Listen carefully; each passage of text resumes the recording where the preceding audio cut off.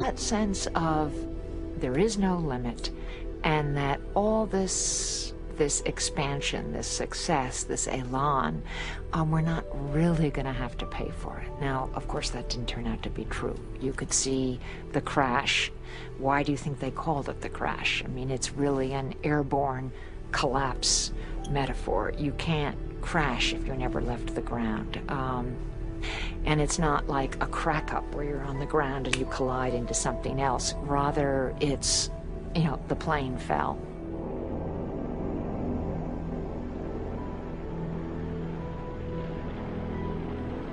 The 20s had been so prosperous in so many places, not in the countryside. The farming industry was in very bad shape in the 1920s.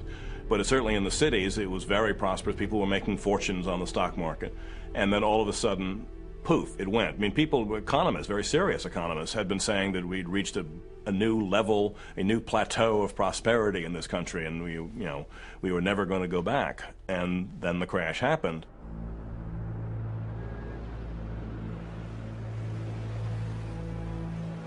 All through the summer of 1929, there had been ominous rumblings. For months, unemployment had been rising. Automobile sales and department store revenues had fallen off sharply.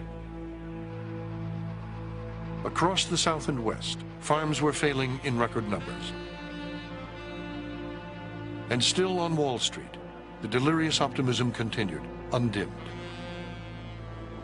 On August 27, 1929, the Dow Jones average reached its all-time peak as an army of frenzied buyers descended on New York, desperate not to miss a single day's trading, swamping the hotels, camping out on the street in front of the stock exchange, and in the tiny graveyard of Trinity Church on Broadway, where Alexander Hamilton lay buried.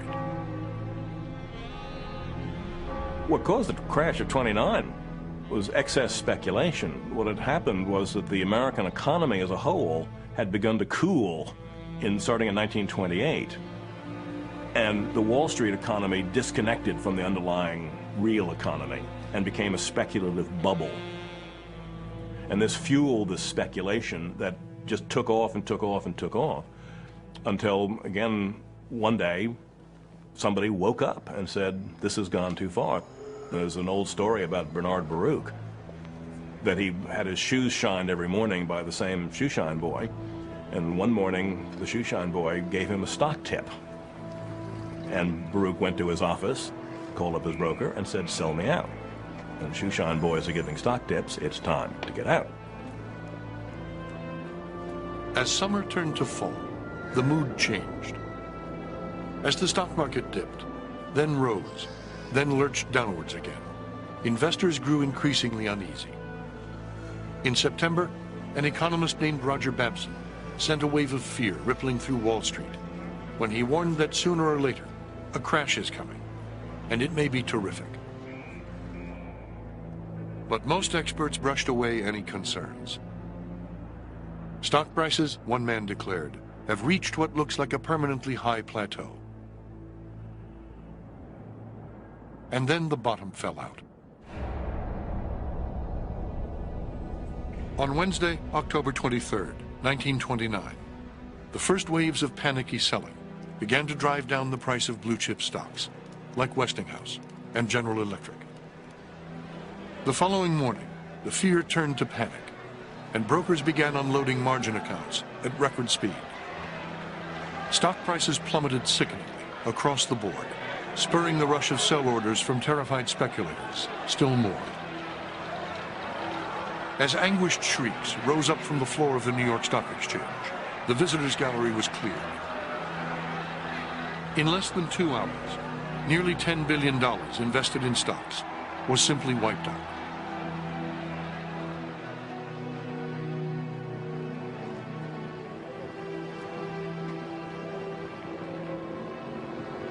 Outside on the street, crowds massed 6 deep in front of the stock exchange, while hundreds more stood in shocked silence on the steps of Federal Hall.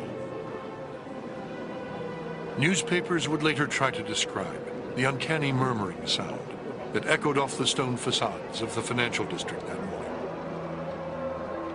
It was a collective moan of horror and grief, and stunned disbelief, rising up from thousands of ruined, frightened men.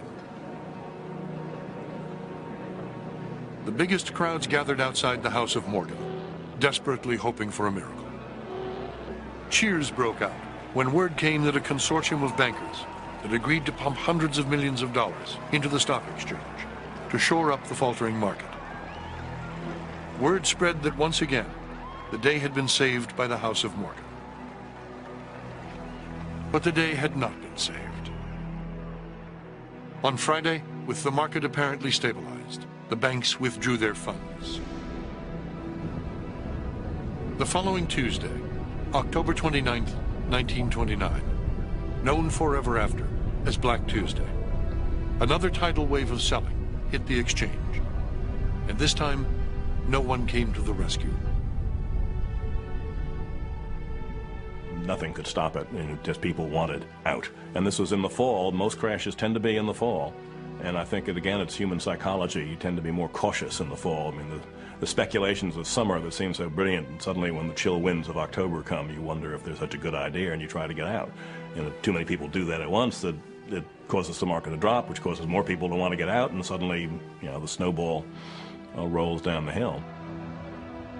Hour after hour, the market continued its descent into chaos and pandemonium, as stock prices simply collapsed under the torrent of panicked selling.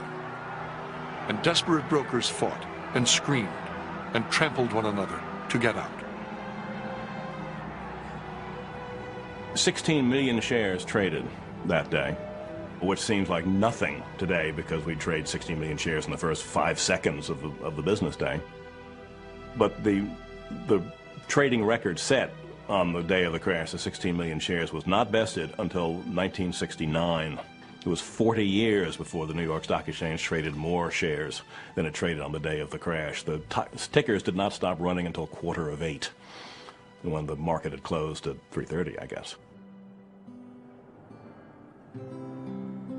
In the worst single day in the history of the New York Stock Exchange, the market lost $14 billion in value, bringing the week's loss to more than $30 billion, 10 times more than the entire annual budget of the federal government, and far more than the United States had spent during all of World War I. Worst hit in the short run were the thousands of small investors who, believing that everyone could be rich, had bought stock on margin, sometimes borrowing as much as 90% of its book value. In a matter of hours, in some cases minutes, they had lost everything: their life savings, their houses, and their dreams.